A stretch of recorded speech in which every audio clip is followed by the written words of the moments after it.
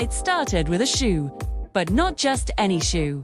This was the shoe that launched 1,000 sighs, a silent protest so profound, so personal, that the very foundation of our home was shaken. For 3 days, my dog Winston has been on strike. He stares at me from across the room, not with anger, but with the deep, soul-crushing disappointment of a man who has been betrayed by his closest confidant, Skook. He refuses his favorite squeaky hedgehog, turns his nose up at peanut butter, and has taken to sighing dramatically whenever I enter a room. If you're thinking, what could a human possibly do to deserve this level of canine cold shoulder?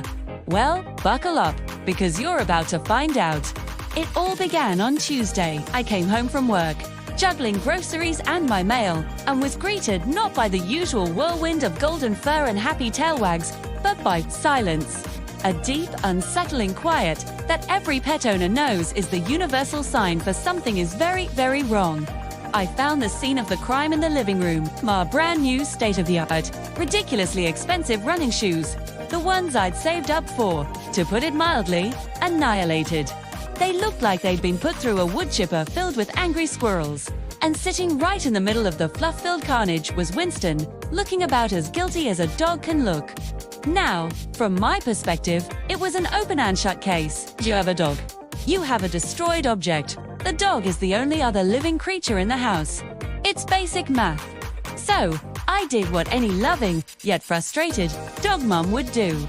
I put my hands on my hips, pointed a finger at the shoe-pocalypse, and said the words that would ignite a firestorm of personal offense.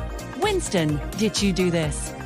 His face, which had been a mask of pure, unadulterated guilt, suddenly changed. The ears drooped. The eyes widened. It was a look of pure, unadulterated outrage. He was personally offended. He had been accused. And in that moment, he decided to take this very, very personally. Here's the thing. From Winston's point of view, he wasn't just innocent. He was a witness to the actual crime. He had been napping peacefully on his favorite spot on the couch, dreaming of chasing squirrels in a field made of bacon, when he was awoken by a faint scratching sound.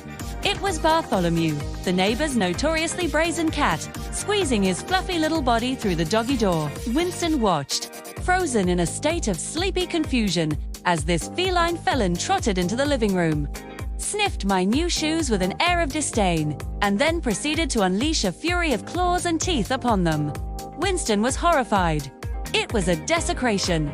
But before he could even muster a protective bark, Bartholomew was gone, leaving Winston alone with the evidence. He was framed, a furry patsy, in a game he didn't understand. His protest began subtly.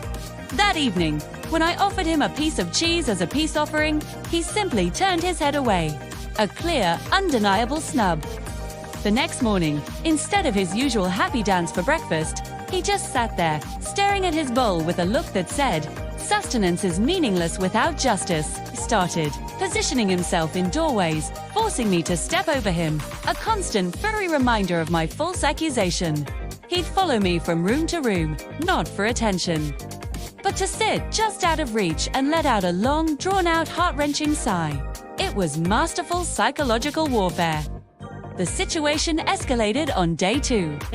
I had a friend over, and Winston, who normally loves company, completely ignored her. Instead, he sat in the corner of the room, facing the wall. My friend, trying to be helpful, whispered, "What's wrong with him?" I had to explain, in hushed tones, that we were in the middle of a major domestic dispute over a pair of shoes. Winston, overhearing this, let out another one of his signature sighs, this one even more full of pathos than the last. He was making sure my friend knew he was the victim here, a noble soul suffering in silence. He was no longer just a dog. He was the star of a tragic opera, and the entire world was his stage. By day 3, I was starting to break. The silence, the sighs, the palpable aura of judgment, it was all too much. I sat on the floor in front of him, ready to surrender. "Okay, buddy, I'm sorry," I said. "I'm sorry I accused you. Maybe it was a ghost, a shoe-hating ghost." He just looked at me, his expression unchanging. This wasn't about a simple apology anymore. This was about principle and jest. As I was about to lose all hope, I heard a commotion outside. It was my neighbor, holding up a single, equally shredded shoe from the same pair. "I am so sorry," she said. "I think Bartholomew has been sneaking out. I found this under our porch." I turned to Winston, my jaw on the floor. His expression finally softened. He stood up, stretched, and let out a little yawn, as if waking from a long nap. He trotted over, picked up his squeaky hedgehog, and dropped it in my lap, his tail giving a slow, tentative wag. The protest was over. His name had been cleared. He had been vindicated. He looked at me with a clear, simple expression that said, "See, all you had to do was believe me." He had taken it personally, and in the end, his personal stand had led to the truth. And I learned a valuable lesson. Never, ever underestimate a dog's capacity for holding a grudge. So, has your dog ever taken something this personally? Let me know your story in the comments below. If you want more tales of canine drama, don't forget to like and subscribe for more of Winston's adventures.